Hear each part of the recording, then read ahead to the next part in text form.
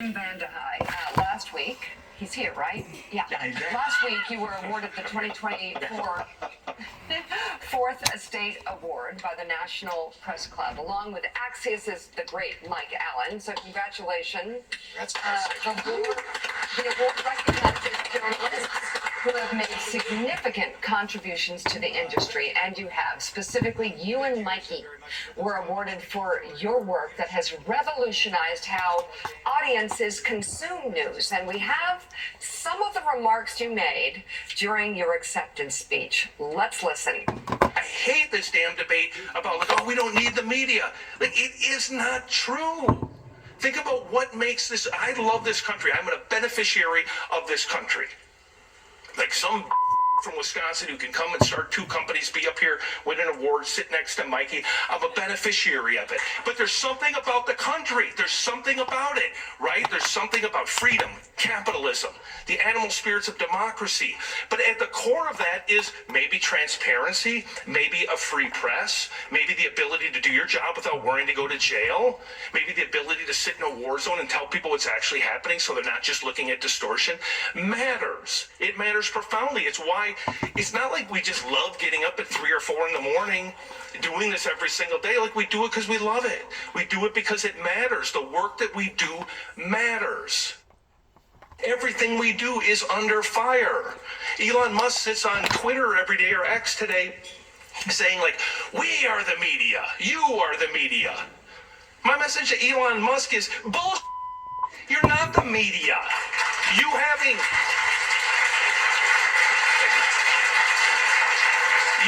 a blue check mark, a Twitter handle, and 300 words of cleverness doesn't make you a reporter any more than me looking at your head and seeing that you have a brain and telling you I have an awesome set of tools makes me a damn neurosurgeon, right? Like, what we do, what journalists do, what you did in Mississippi, what Al Jazeera does in the Middle East. You don't proclaim yourself to be a reporter. Like, that's nonsense. Like, being a reporter's hard, really hard. You have to care. You have to do the hard work. You have to get up every single day and say, I want to get to the closest approximation of the truth without any fear, without any favoritism. You don't do that by popping off on Twitter. You don't do that by having an opinion. You do it by doing the hard work. Yeah, come on, start clap. I agree with that 100% because it's not just you wanting to do the hard work, but after you get involved in various testimonies with various people that's went through harsh conditions, it's hard asking somebody a question, and you know that the question that you're asking them is a very, very sensitive question for you to be asking, especially during that time. Plus, in being a good investigating reporter, you have to be able to learn to live with that knowledge that's been given to you, because sometimes the cover up, the smoke screen, is biased to the degree of wanting to get down to the whole truth rather than just get down to bits and pieces of the truth.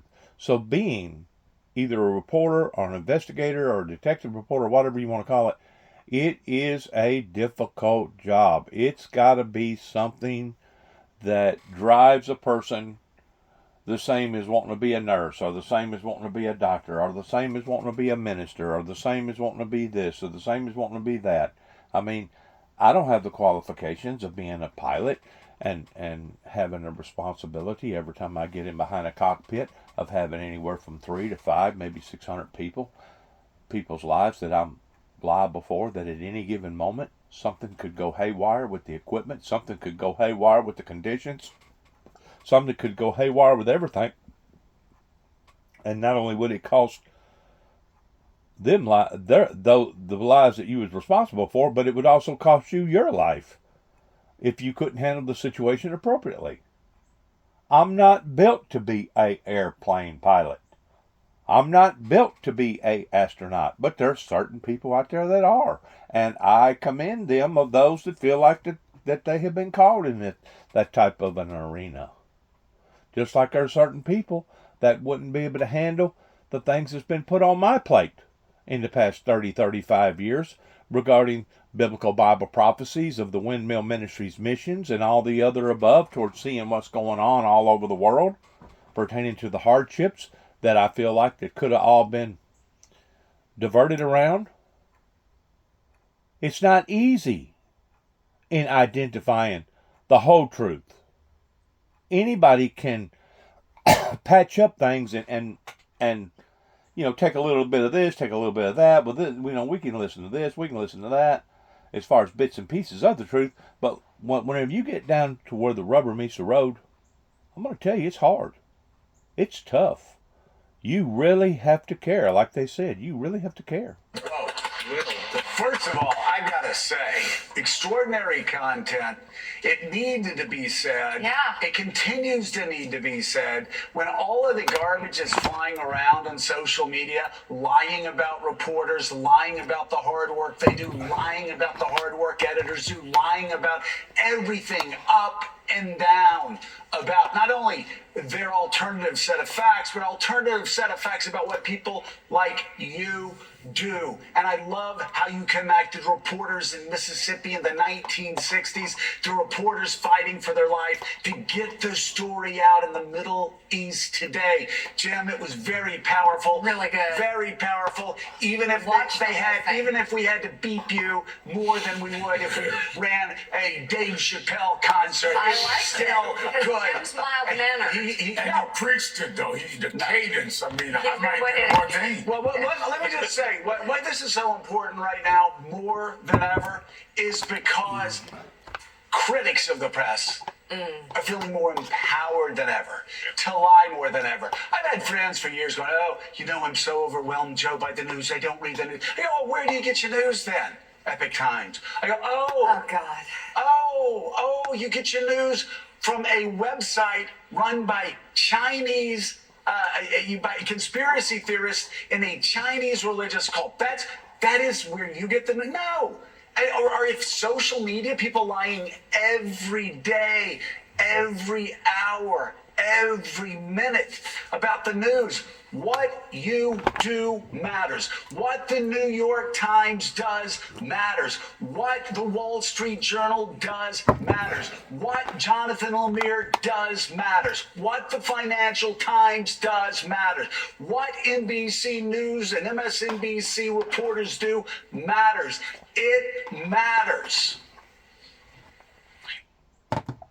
When it reaches the point that it don't matter, pertaining to caring about people and pertaining about the whole truth and not being biased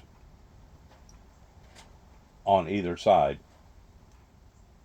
I was just sitting here thinking to myself, what if you was the reporter that was reporting the Hindenburg that day, and you was doing a live broadcast, which at that time was kind of unprecedented because it was all fairly new. But what if you was the reporter doing the Hindenburg whenever the Hindenburg had caught a fire? That takes a lot of energy from a human being to sit there knowing that every word that they are saying is being intercepted or rejected at that point in time. But you have to tell the whole truth and not just part of the truth. That would have been a tough one to have done. 911. The people that was reporting 911 here in America. Or Pearl Harbor. Or other major events. Those was horrible, horrible times to have to sit there and don't be biased. Tell what you know. Going to a war zone. Being war correspondents. And watching what's going on without it being biased. Those are tough positions to be in. And unless you put yourself in that spot, in which I did, I don't regret that I did, but I will say this, it does haunt me that I did, It haunts me to the degree of knowing the whole truth versus only bits and pieces of the truth regarding Mount Carmel down in Waco, Texas, and what actually occurred in the testimonies that I received in the Oklahoma City, Oklahoma bombing. You know, whenever you can see people tearing up and you can identify their emotions by the tone of their voice, by the expression of their face, it is a tough road to hoe, but it is one that is essential for the world, for the goodness of the grace of God, to identify the whole truth and not just bits and pieces of it. Because then you got to live with yourself. Then you got to recognize that the images that you've seen in your mind and the testimonies that you documented, then you have to understand wow, now I've got to live with this information, don't I? Yeah. You sought this information out, and that's the information that was given to you, so now you have to live with that information. And not all the time it's a bed of roses. I'm pretty sure the same goes with prosecuting attorneys and judges and people being involved with different cases, especially when it comes to homicide cases, of having to sit there and listen to the impact of testimony after testimony after testimony, or basically having to cast out a life sentence on somebody, and you was really like 10% in doubt that that person was really guilty, but because of the surrounding circumstances of everybody saying what they had said, you was going to go ahead and flip your opinion towards guilty, giving them capital punishment. I mean, you got to live with those decisions that you make in life. Nobody's going to tell you, nobody's going to hand you a blueprint or an owner's manual and says, this is the way you do journalist investigating. You got to learn it, you got to dissect it, and then you have to live with it. And it doesn't mean there aren't things that we get wrong. And the reason I guess I was hopped up at that speech was I listen to so many reporters who feel like the industry's going to hell. Nobody trusts them. They're demoralized. And the truth is, we don't have time to be demoralized. We don't have time to whine. We have to do our job. Like, there is a information war out there, and there's still tens of millions of people that depend on great reporting, and it's our job to make sure we create viable businesses around it, and that we really do try to get to the closest approximation of the truth. Maybe do a little bit, maybe be more curious than condescending, maybe a little more fearless than foaming at the mouth. And I think if we can do those things, I think we can win back people who are skeptical.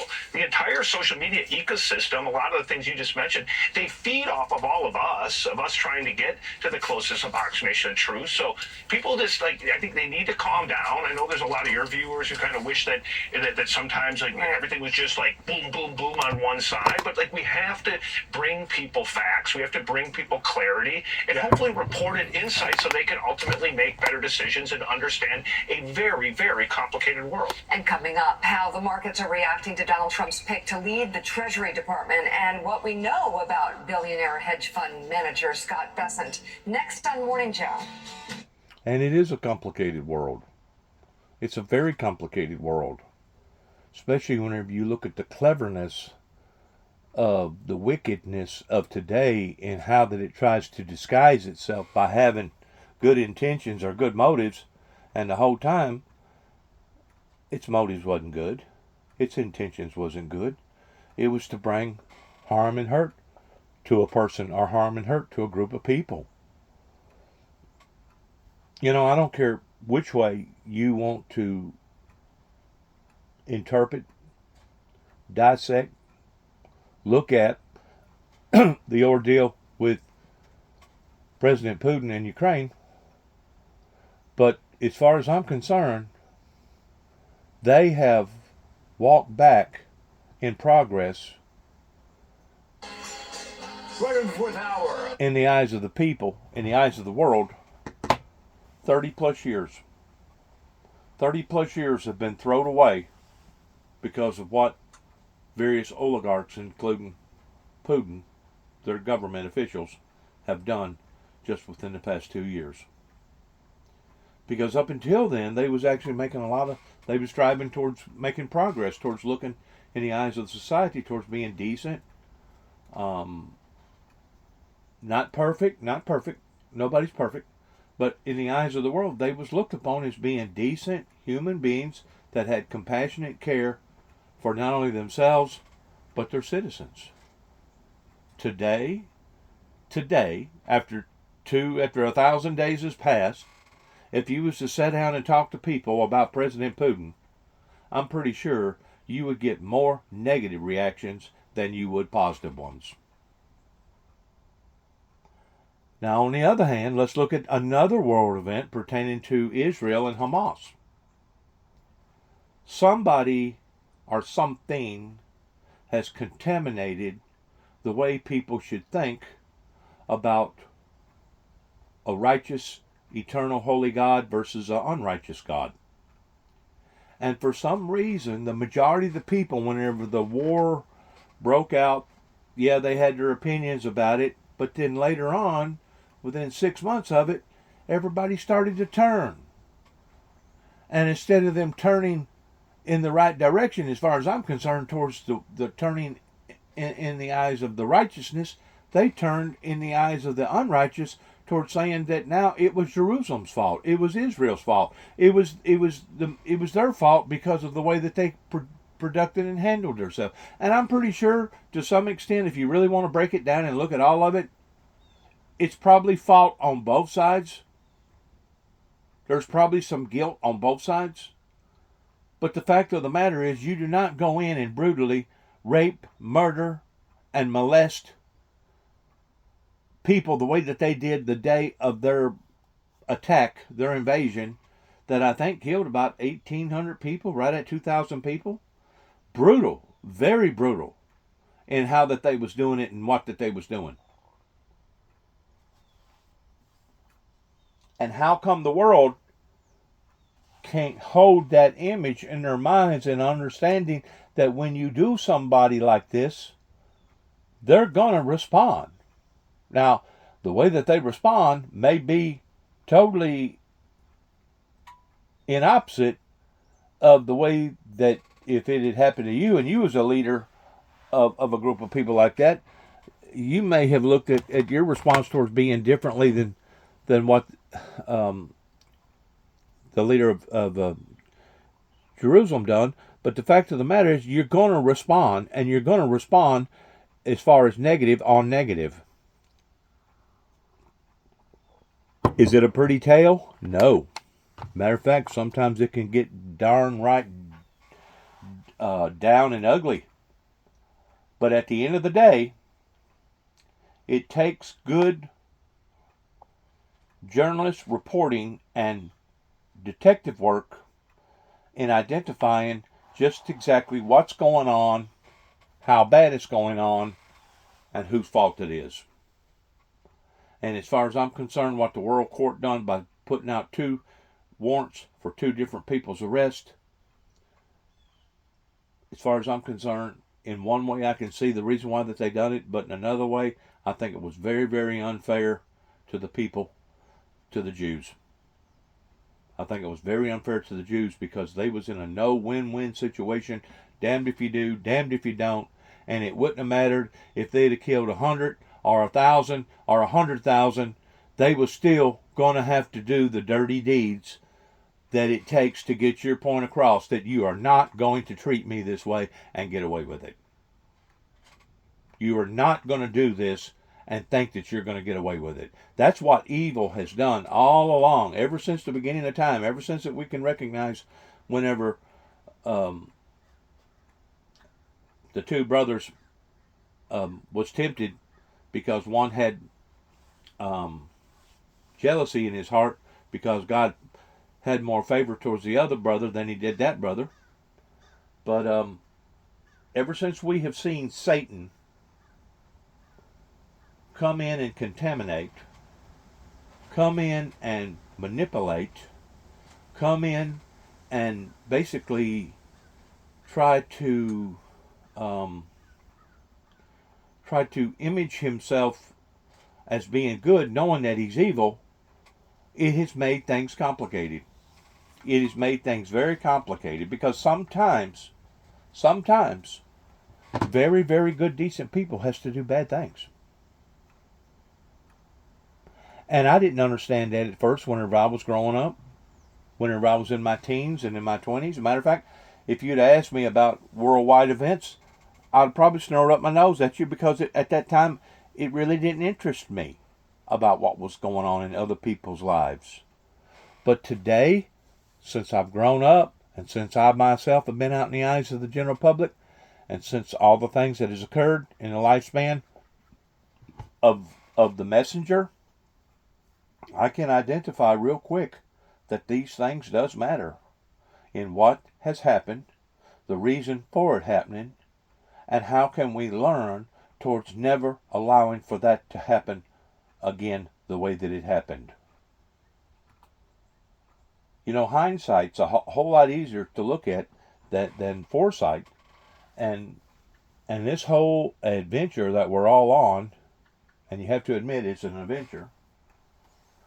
There is no blueprint. There is no owner's manual in telling us what to do and what not to do and how to do and when to do other than the Holy Bible. And once we deviate away from the Holy Bible, then we're treading on waters that we really don't know what the end results are going to be now, do we? Especially whenever you have so many different opinions, and especially whenever you have so much going on worldwide. Like I said, Satan and Satan's people, wickedness, has tried to devour the good, and Satan's people has always tried to manipulate and dominate the good. We can see that again and again and again. And that's the reason why it makes things so complex. But that's also the reason why that we can go right back to the Bible and say, well, you know, it was the Lord Jesus Christ that said that this evil entity that we're looking at was nothing but a murderer and a liar from the beginning. And it was Christ that gave us the insight towards, hey, just because it looks good on the outside doesn't necessarily mean that it's good on the inside. But at the same time, you got to keep under the perspective that you can't judge every book by its cover, because you really never know what's in there until you actually open up a human being's life, or open up a situation's life, and really ask the questions that need to be asked, go in the areas that you need to go in, and find out the testimonies that you need to find out pertaining to having the whole truth and not just bits and pieces of it. It does matter. It does matter. The truth does matter. And if the truth didn't matter, then it wouldn't matter. Rather not we got rewarded towards all going to heaven one day by hearing God the Father saying, well done, thy good and faithful servant, or hearing God say, depart from me, for I've never known you. If it didn't matter, then you're talking about a human being that really don't care whether or not they're living or dead, or whether or not the eternal life is going to be good or bad. And that's exactly the concept that I believe fits more, or the shoe fits more for Lucifer, the Antichrist, because apparently it didn't matter. It didn't matter in the type of grief and the type of destruction that he was going to generate whenever he created a mutiny up in heaven. It didn't matter. And it was Lucifer that created that harm. It was Lucifer that created that division. It was Lucifer that created all the diseases and the harm and the hurt. A lot of times I'll tear up just by trying to put myself in God the Father's shoes, by looking at everything that has went on in the time frame that it's went on in, and identifying that there has been a chaotic chaos ever since Lucifer done what he done. There has been commotion after commotion and chaoticness after chaoticness since that time. And it wasn't God the Father that created that. It was not the Lord Jesus Christ that created that. It was not the precious Holy Spirit that created that. It was evil that done that. It was evil that brought the harm and the hurt and the sorrow and the misery into people's lives. Much less the Heavenly Father's lives, because you know as well as I do, God is grieving because of the way the human structure is turning out to be, especially over here in America. God is grieving. He is heartbroken because of seeing all this. That's the reason why it talks about in the Bible that these will be the sorrows. These will be the sorrows that shall fall upon the humanity, that when you shall see these things occurring, woe be unto the inhabitants here upon to the earth. Because it was Satan that deceived mankind. It was Satan that caused greed and non-caringness in people's lives to the degree that they just kept drilling and kept damaging the ozone above our heads and kept damaging the world below our feet. It was greed. It was selfishness. It was people that don't care about other people. The only thing they cared about was fattening their own pockets. And now look at what it's got us. Well, if you go back to the original core of origin, it was the Antichrist, Lucifer, that created that persona. Now he'll come to you and he'll promise you the world and then some. But he'll lie to you. He will connive you. He will trick you in every aspect of your life if you let him. If you let him. But it's good, stern people that stand up and say, you know what, there's more to this story than this. It's good, stern, caring people that says, you know what, I think we need to find out the whole truth and not just what they're telling about. It's good, stern people that says, you know what, let's look at this from both perspectives and not just one. And that's the difference between the American people and the rest of the world. That at one time we used to be cherished about, we used to be admired about, that because of social media that's created all this confusion, has dampened that. It has harmed that. It has diminished that. Because at one time, people appreciated that. They looked forward to turning on ABC, NBC, CBS, and seeing what we were seeing over here, and breaking it down and understanding it and telling the whole truth and not just bits and pieces of it. We was admired for that. Now all of a sudden, all this social media has come into play, which to me is just an open line for any and everybody to get on and talk and chit-chat and share their opinions, in which that's okay, that's fine. But whenever it comes to down to the rubber meeting the road, where it really, really matters, that's where trust comes in at. And if you don't have trust, I don't care how big of a microphone you got out there, people's going to take you for what it's worth. Yeah, you may be getting out to a large group of people, but does that mean that they've really accepted or bought into what you're telling them, hook, line, and sinker? That's the part that matters. Trust. Caring and trust. And once we deviate from that, then we're on the wrong path, going in the wrong direction.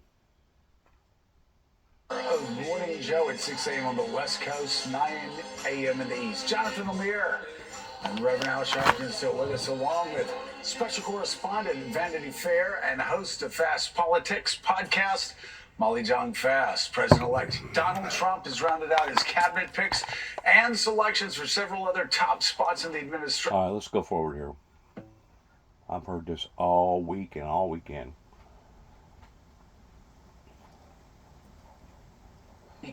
problems with confirmation, that you're likely to get the vast majority of them through, because in the end, the Senate will be able to pick off 1, 2, maybe 3 at most, and then the rest kind of manage to get in. People like, John Ratcliffe used to be considered to be too controversial in the first Trump term. The Senate Republicans said, no, let's not have him be in charge of intelligence. He's too partisan.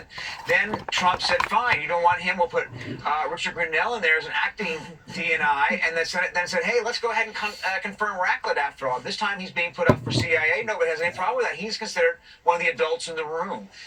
Instead, you're right. They're going to have to decide. Are they going to take on Pete Hegseth? They're going to take on RFK Jr.? Are they going to take on Tulsi Gabbard? Because they can't take on all of the ones who might be, This is the reason why it is essential, I believe, this is my opinion, in having a good, decent leader that's going to tell his people the facts, the truth, the whole truth, and not blow up a smokescreen in telling the people only part of the truth. It is essential that we, the people, can put trust in someone or something. That way it creates stability. That was one of the reasons of Desert Storm and Desert Shield, was to not only eradicate the axis of evil by going over there, but in trying to bring stability to that region. Now we see, since all that occurred, it actually backfired on the Americans pertaining to our military.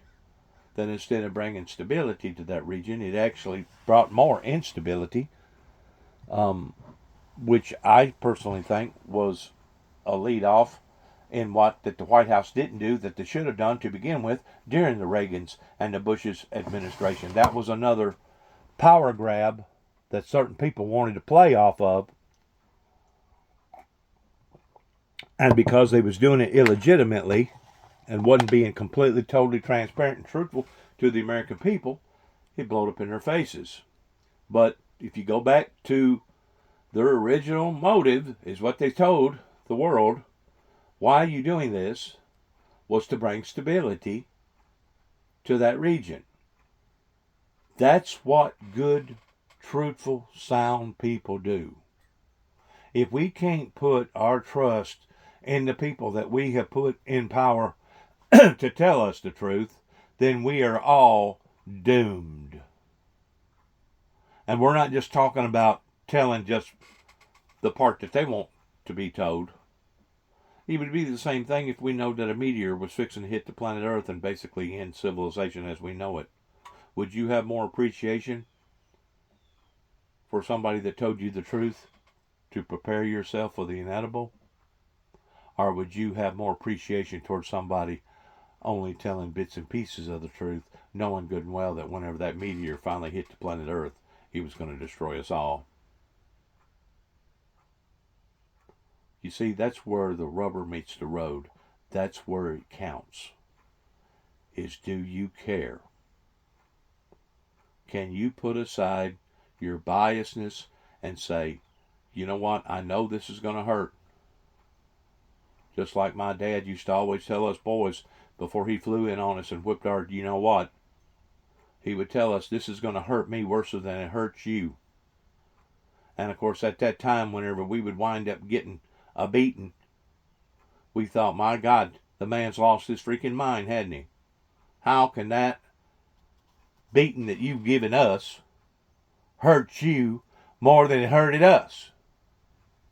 But it wasn't until I got grown enough to understand the concept of feelings, and the fact of the matter is, it does hurt for the good person to do the bad things. Because ordinarily, you would rather things be on the uppity up, to the point that the good person didn't have to do no bad things, that the good person could be the good person, and if the bad person wanted to be the bad person, well then go and do whatever that you want to do, but don't come over here doing it to me. But that's where the bad people think that they can intervene on the good people and basically come in and dominate us and control our lives, knowing good and well that the good people's got just as much rights as the bad people does. Yeah, the Bible says to let the wheat grow with the tares until time of harvest. Yeah, the Bible says let the goats grow with the sheep until time of harvest. But during that time of harvest, it's up to us to tell the whole truth, nothing but the truth, so help us God. And if we don't stay on that path, regardless of how bad it hurts either side, then we have deviated from our purposes. We have deviated from God's true intent. Because there's no way that the true meat can inherit the earth unless we are legitimate about it. That's the reason why, for the most part, those that claim to be born-again Christians serve the pretense under a good, fair, righteous, holy, eternal God. Not an unfair God, but a truthful God. A God that will judge us according to the truth, and not some manipulated lie that Satan or the devil's people may try to intervene with. Like in one fashion or another, and there's plenty of others than just those three. But I think you're right. Hegseth is the one right now that people seem to be focusing on. He would be in charge of a 2 million member armed forces, the most powerful military in the history of the world. And by the way, even what he admits to doing, even though he denies that he assaulted this woman, he admits to having a consensual affair with her, which was outside of marriage, an adulterous affair. That, under the Uniform Code of Military Justice, would get you, in a lot of heat if you were one of the generals or officers who's going to be reporting to Secretary Pete Hegseth. And so, what people that support him will say is he was in the military. He did lead in the military, and I will tell you, even his strongest detractors will say he had a good war record. First part of the war record, he became disillusioned, started saying some deeply troubling things to a lot of people who even served with him. But again, you've got 2 million. And with civilians, I think maybe up to 3 million people that you're managing.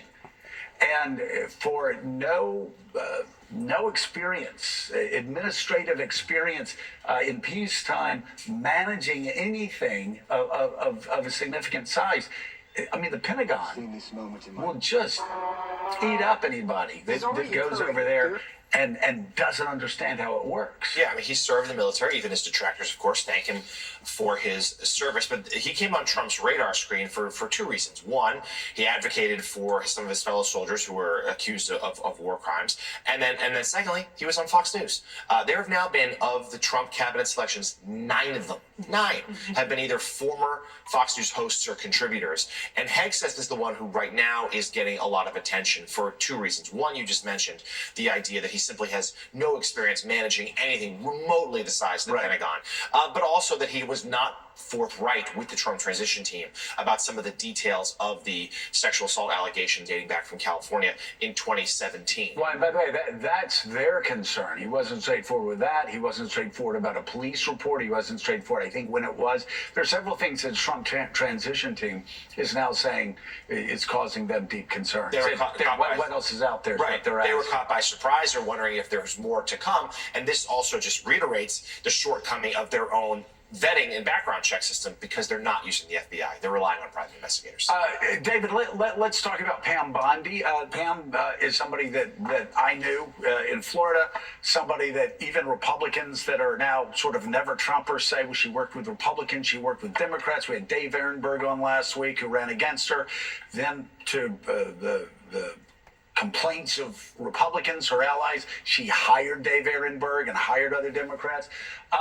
And so that is, there was, especially in the state of Florida, a bit of a sigh of relief. Okay, this is not Matt Gaetz. This is not close to Matt Gaetz. This is somebody that works across both sides. But you've dug into her record and you found some troubling statements about retribution. Yes, and it's true. She's experienced. She's actually been the state AG for 8 years. She was a local prosecutor. The problem is that she sort of joined in on Fox News to this rhetoric from Trump. She said the prosecutors will be prosecuted. This was last year. And then she said the bad ones, trying to catch herself. And then she said the investigators will be investigated. And by the way, let's just underline again. I mean, that's what Durham did. It was humiliating. It wrecked his reputation. It just, again, this is such a losing proposition. Not only is it bad for America, but it's also it's bad for the people launching the investigation against the investigators because it brings up the underlying charges. Yes, and you're right. John Durham's investigation, he was going to find that Jim Comey and John Brennan had a secret plot against Donald Trump. He didn't find that. He went all over the world. Yes. And he didn't find Checked out everything. Bill Barr looked into the 2020 election fraud, didn't find it. And the issue is she also talks about the deep state. This is, again, I've been on Fox News appearances. I've written a book on this, but there is no deep state. If you think there are too many bureaucrats in Washington, there's a deep bureaucracy, and you want to cut the size of government, that's fine. There is no secret cabal of FBI people and CIA people or DOJ people undermining democratically elected presidents. Yeah, but what's so fascinating, Molly, is like, people always said, John Birchers would say, oh, the CFR, One World. I said, they can't even get a ham sandwich right? They can't even get an order at lunch right. And the FBI, all you have to do is go back to 2016. It was Comey that elected Trump with the letter. Oh, and by the way, again, this deep state conspiracy, people in the FBI office in New York, a lot of them loathed Hillary. Yeah. In the D.C. office, they loathed Trump. They couldn't even get their conspiracy theories together because they didn't have them. They've been deeply divided. All these intel agencies are deeply divided. Yeah, don't get me started on James Comey. I'm curious, David, can you talk about so many of these cabinet picks sort of catch Trump's eye because of what they say on Fox News? Do you think she does have a lot of experience, Pam Bondi? Yeah. Do you think she is there any information to get the sense that she is the person she is on Fox News, or do you think she is the person she is in the job? That is the test. That is what Donald Trump does to his nominees. So John Durham did this, came up with nothing. What will Pam Bondi do? Todd Blanche, the deputy AG, who was his attorney general, my colleague Ryan Riley wrote a great story about him. He's a former prosecutor. Right. The feeling is Bondi and Blanche won't break the law if they have to. They don't have immunity. Right. The way the president now has immunity under the Supreme Court decision. So this is the question. But the broader thing, it's an information war, as was said earlier. And it's Donald Trump that wants to say to anyone who dares investigate him, I will investigate you. I will prosecute you. This is about chilling accountability. Does this remind you of the HUVAC, the House on Un-American Activities? It does in some senses, but this is why this is such a test for our system, a test for Congress, a test for the press. I couldn't agree more about the press, less condescension and more compassion, more listening to other people. But we have a lot of work to do, and there's a lot of people to vet here. All right. Thank you so much, David. Greatly appreciate your work. NBC News National Security Editor David Rode, thank you so much. Let's bring in right now another person who's deeply thoughtful, speaks in a low voice, always calm. James Carville. He is the subject of a new documentary, Carville. Winning's Everything, Stupid. All right, so James, we got Peter Baker here, and he's written an article about... Let's go forward here real quick. I mean, you hear these people all the time on MSNBC. You hear them, you see them, you identify with their opinions and how they talk and the areas that they go off into and their likes and their dislikes. Now, this is an area right here that I want to get off into. Missiles to Ukraine, allowing Ukraine to use them in Russia. Let's back up a little bit. Let's get all of that. Right. Real. That barrage. Hold up.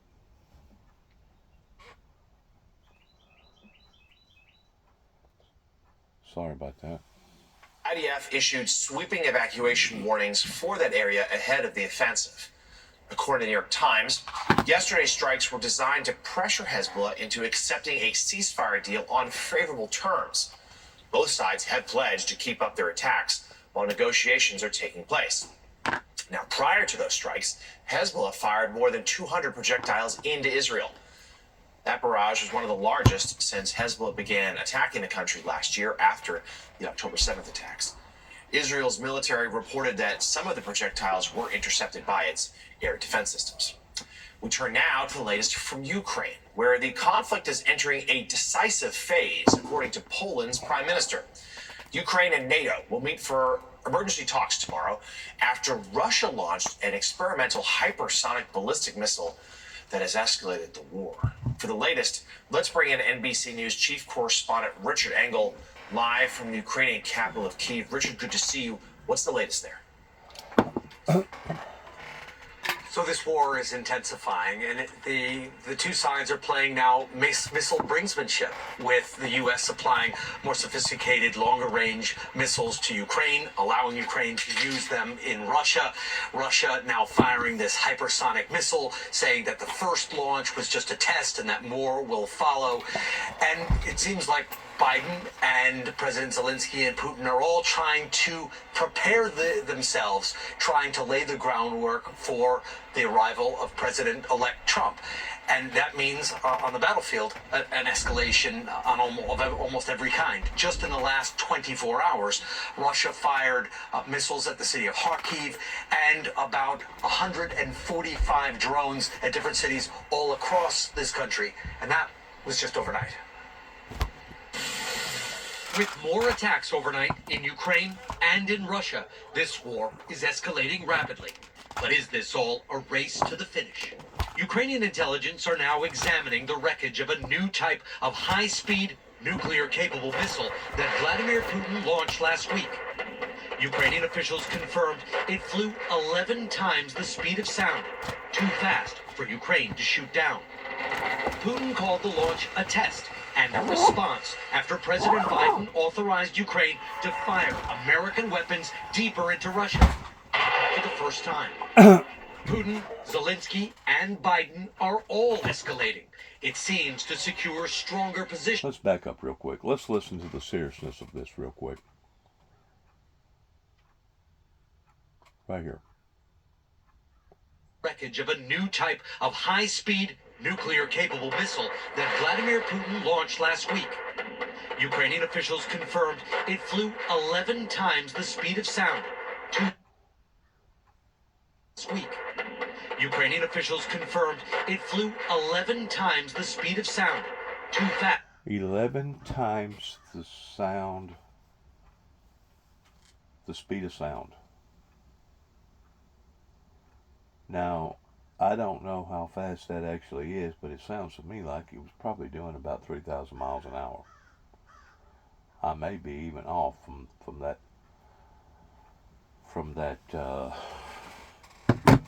equation. Let me ask Google real quick. If a missile's going 11 times the speed of sound, how fast is the missile actually going?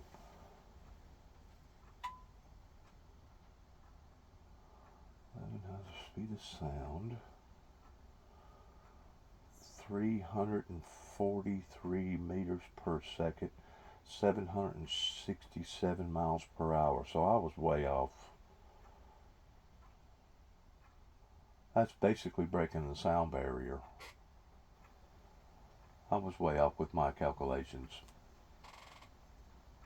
It says here, missile is going 11 times the speed of sound, and it goes on down here and it talks about 343 meters per second, which is 667 miles per hour. 667. What does it take to break the sound barrier? How fast? 750 miles. Wait a minute. 767 miles per hour at sea level. For example, the speed of sound at 30,000 feet is about 670 miles per hour. But an aircraft must travel at least 750 miles per hour to break the sound barrier. So basically, they shot off a missile that was right at the brink of breaking the sound barrier. That's the reason why they call it a supersonic. Let me ask this question now. What's the fastest speed pertaining to a rocket that has ever been flown?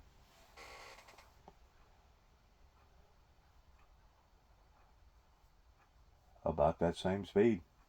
736 to 700 something miles per hour is what it's giving me right here. Pertaining to a missile. Can a missile break the sound barrier?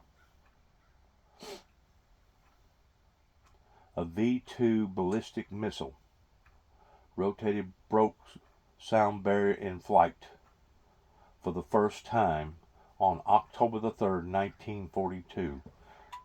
September 1944, a V-2S broke the sound barrier. It says here, yes, a missile can break the sound barrier. In fact, many model missiles pertaining to ballistic missiles or hypersonic missiles are designed to travel the speeds significantly faster than the speed of sound.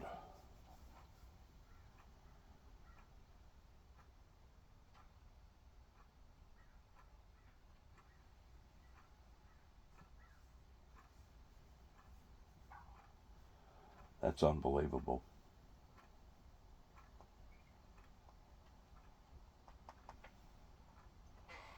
What is the fastest that humans have ever flown in some of their top-notch airplanes?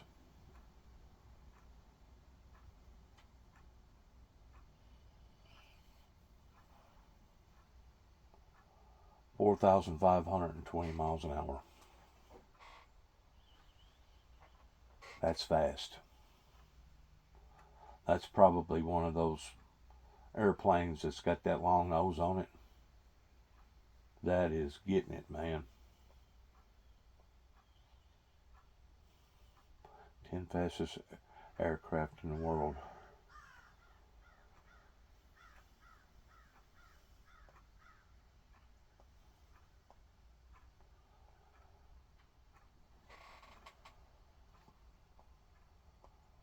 Wow, it's unbelievable. Your F-15 Eagle, your F-11 Advork, MiG-31 Foxback. The one with the long nose is the XB-70.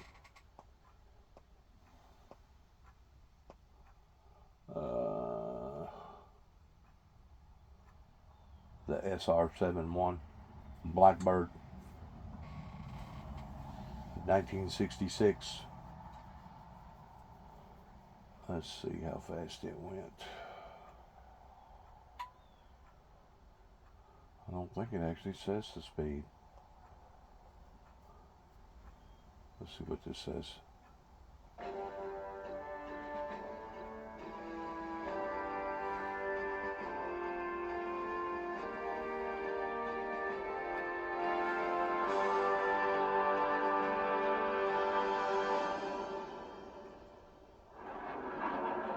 Faster than a speeding bullet, and unlike any other aircraft ever built, it raced the sun and won. Flying at speeds of 2,000 miles an hour, in the top 1% of the Earth's atmosphere, it holds every major speed and altitude record for a jet. You did all of this effortlessly, and that was the feeling you had, that you had control of so much power. It was the world's first stealth aircraft, flying over enemy territory and photographing 100,000 square miles of the Earth's surface in an hour. Wow. You were sitting at the very front of that 107-foot long spear penetrating enemy airspace. You were truly the tip of the sword. If anything went wrong, we would be on the 6 o'clock news. Once shrouded in secrecy, battle stations now reveals, using archive film and color reenactments, the covert world of the SR-71 Blackbird. Blackbird. All right, let's look at this one here. September 17, 1959 is a historic date. Were developed to photograph the enemy in an attempt to gain a tactical advantage.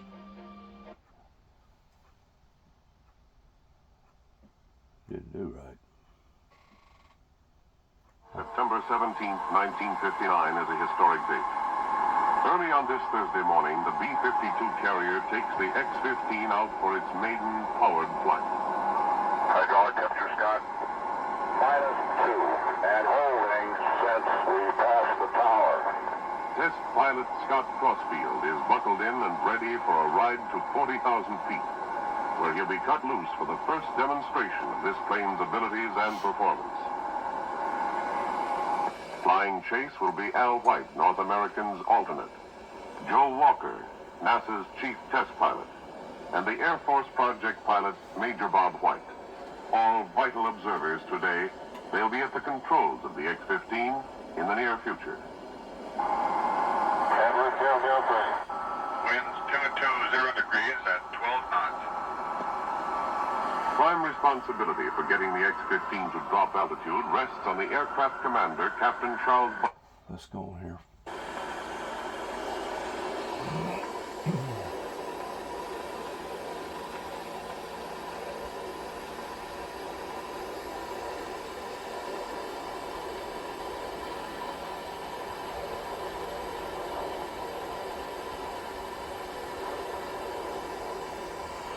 Not really slow.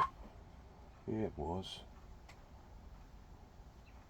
Big dummy. By the time he was going to talk, it started doing that. Simulating scorching back into the atmosphere. The pull-up squashes him down with a force of over 1,000 pounds, but he maintains control, completing all missions satisfactorily. It was then shipped to Edwards Air Force Base to enter an exhaustive series of ground checks to prove each component. No item was too minor. Nothing was overlooked. Special attention.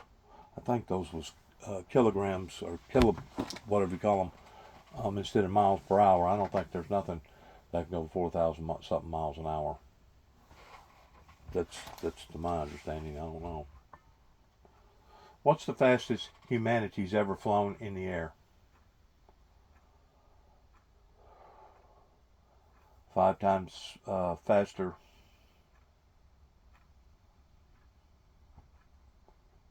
That's what it says.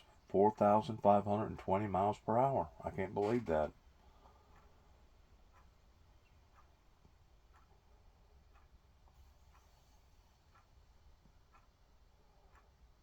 The X-15.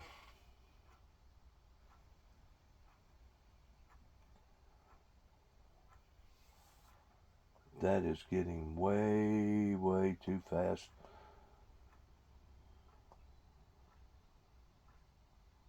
Four 4,520 miles an hour.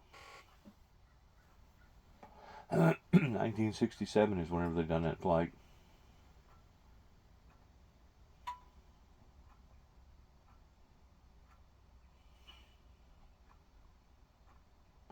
What is the fastest speed ever recorded?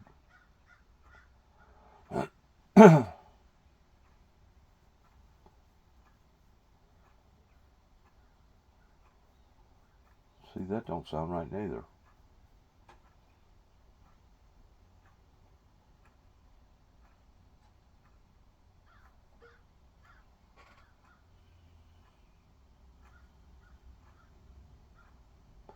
Can a human survive Mach 10? A person injected out of flight traveling above Mach 10 would be killed instantly due to relevant weight and distance of air at that level. Highest speed rejected ever recorded was 1,300 miles per hour, which supersedes by the Dark Star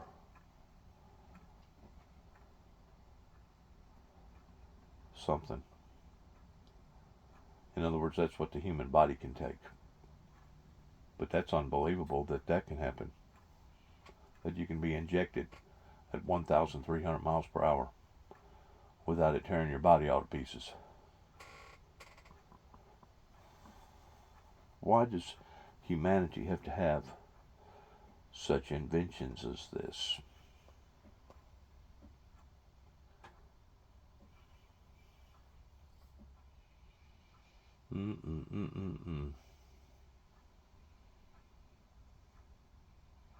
Even 4,000 miles could not take down the SR-71 Blackbird.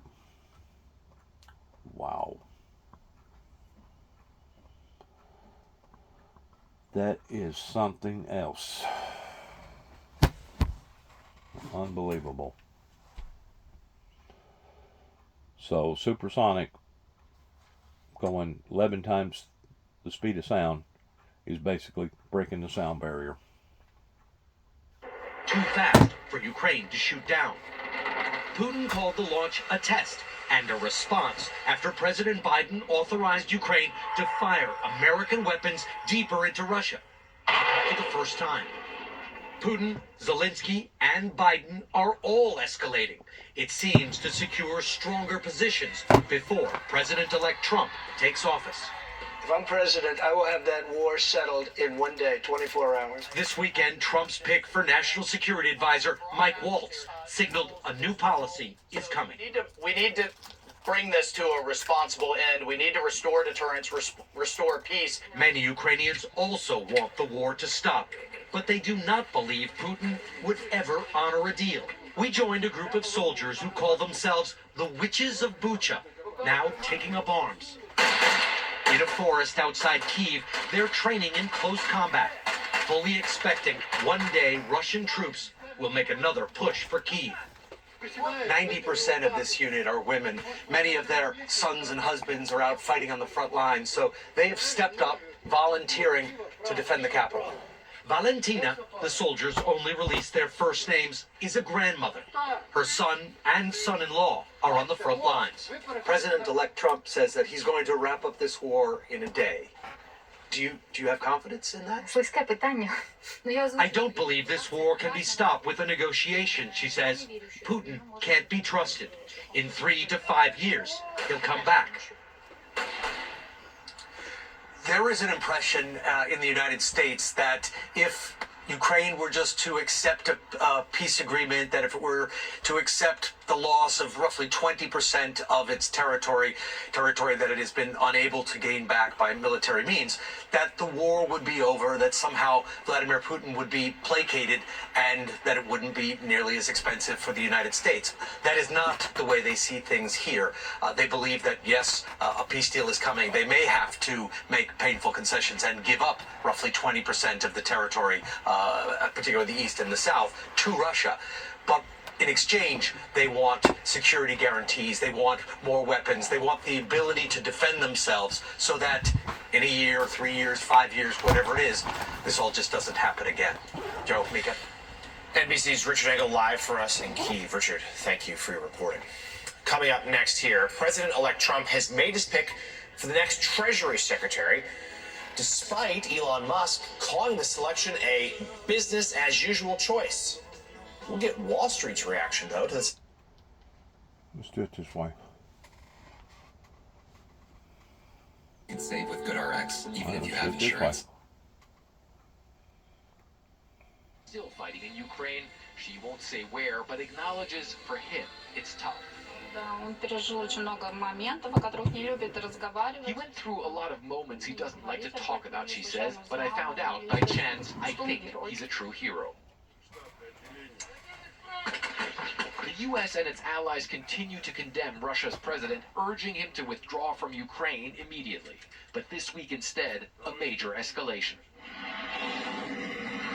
After the Biden administration allowed Ukraine to use longer-distance U.S. and UK-supplied missiles to strike deep inside Russia, Putin hit back with a new intermediate-range ballistic missile capable of delivering devastating nuclear warheads, and he threatened to hit U.S. assets as well.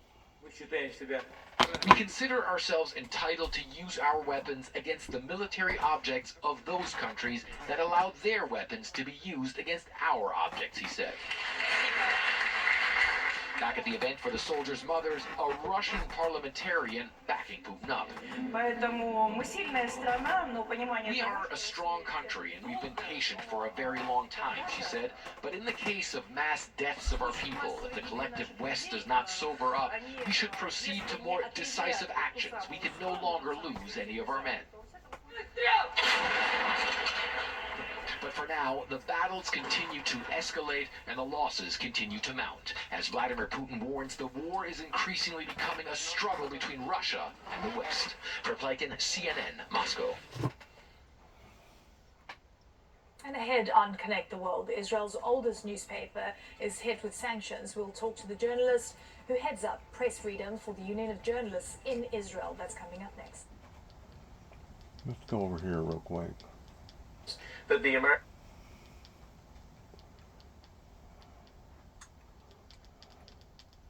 Hang on 1 second right here.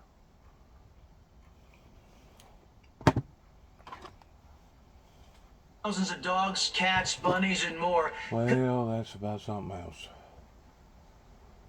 Analysis efforts of Arrow. So first of all, I want to say thank you again. I think that the authorities that we have are remarkable, and I think that we are well resourced as an office. The only ask that I would have is that you continue to champion us, particularly with witnesses, encourage them to come forward and report to us so that we can have a more fulsome investigation of the potential historic or ongoing legacy programs. Thank you so much. Hearing adjourned.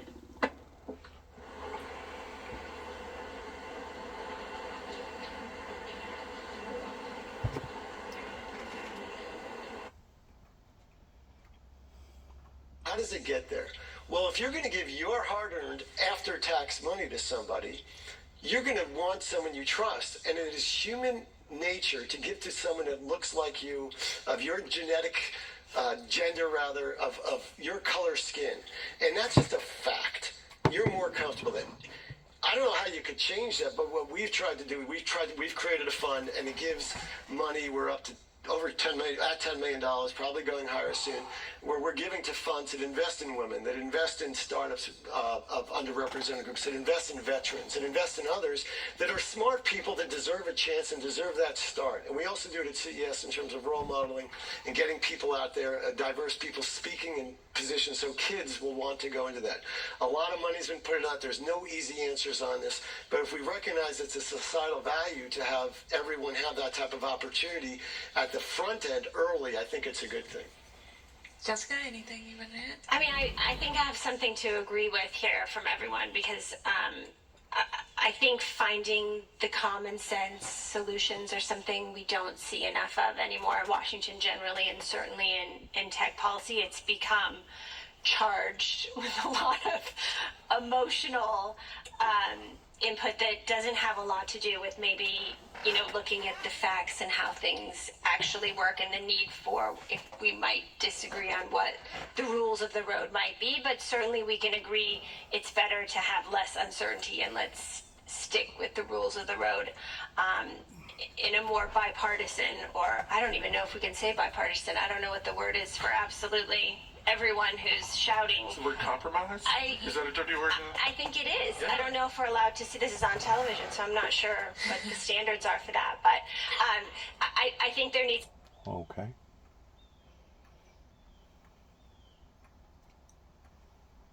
Meeting joins us live, along with Julianne Fleischer, the attorney representing the students who are suing the school district. So welcome to you both. Thanks for coming on. This story tends to be a repeat one of sorts, where we're following the news of a biological boy joining a women's team.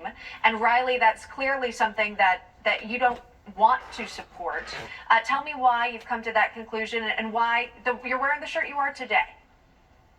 Honestly, it's the genetics behind it all.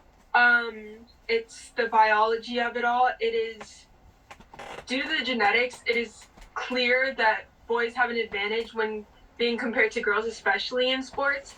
So just to see that my teammates and people are losing their spots on the team because of a genetic advantage just makes me upset. Yeah, and Riley, you're not the only one who spoke out at this school board meeting. One father spoke out saying girls are changing in the parking lot. Watch this. I drop my daughter off every day. I pick her up every day. There's girls changing in the parking lot. I see that. I'm 42 years old. Do I need to see that? Those are 16-year-old, 17-year-old, 18-year-old, 15-year-old kids. I'm a grown-ass man. I don't need to see none of that. They should be in their own locker room.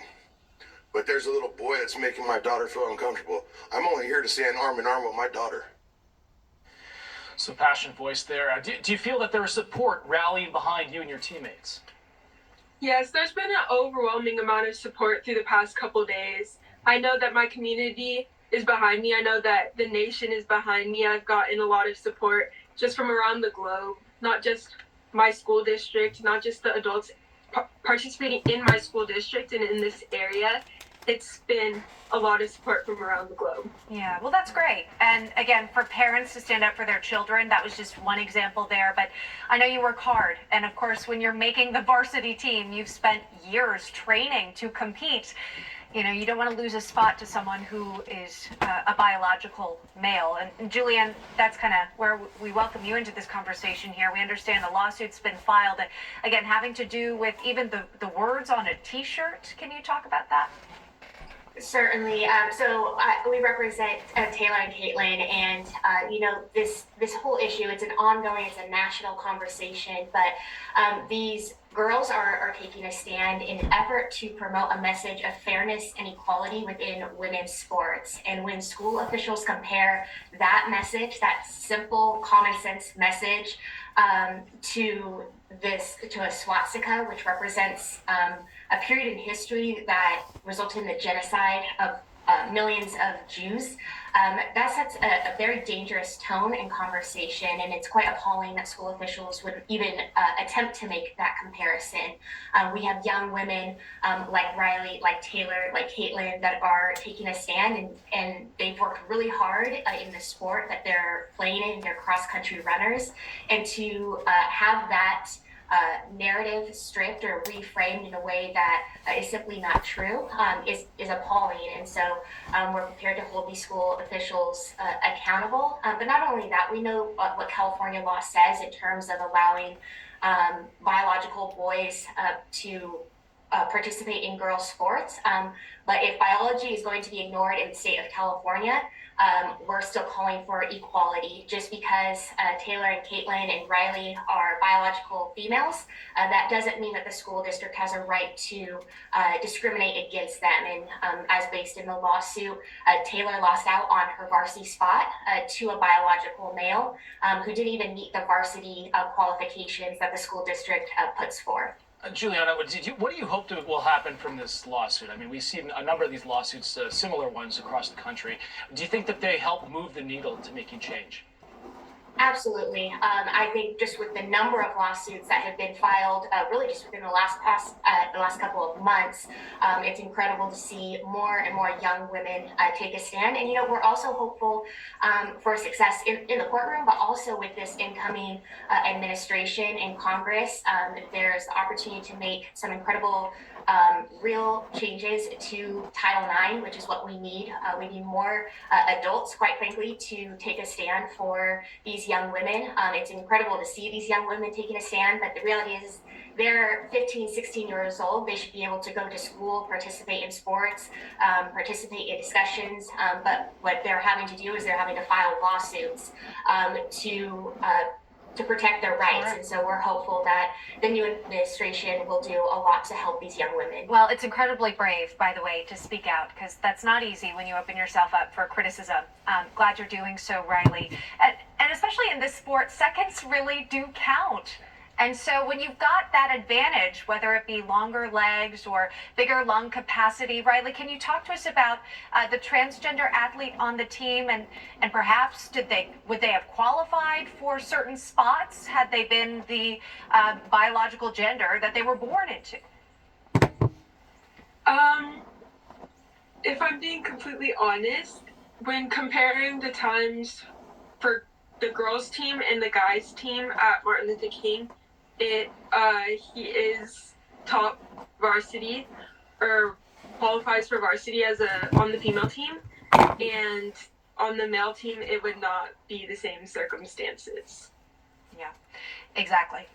We've seen that before, by the way. It's not just in cross country. We've also seen it in swimming, where you've got a biological male, at least at the collegiate level. I'm thinking of Leah Thomas, who wouldn't have qualified for the top men's team, but was able to do so on the women's. Thank you both for coming on and sharing your story, again, your bravery and speaking out. Riley Morrow and Juliana Fleischer, we'll keep watching the case. Thank you very much for joining us today. Appreciate that. Appreciate that. And still to come, an Illinois senator and combat veteran who lost both her legs in a helicopter crash while serving in Iran blasts Trump Defense Secretary nominee Pete Hegseth for his stance on women serving in combat. We'll ask our political panel about that next. And as we head to break, an exciting day at the White House, by the way. President Biden set to pardon 2 lucky turkeys named Peach and Blossom. That will begin at the top of our next hour. We'll bring you back there live. Pete and Blossom.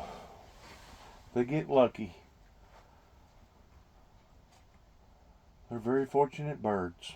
Good luck to all of us. God bless America. God bless our troops. God bless us in our endeavors towards where we go from this moment on. And all these endless wars of bloodshed, of destruction, etc. needs to stop as far as I'm concerned. The Bible says, blessed are the peacemakers. So if you've got peacemakers, you're supposed to have peace. God bless and heaven help us all.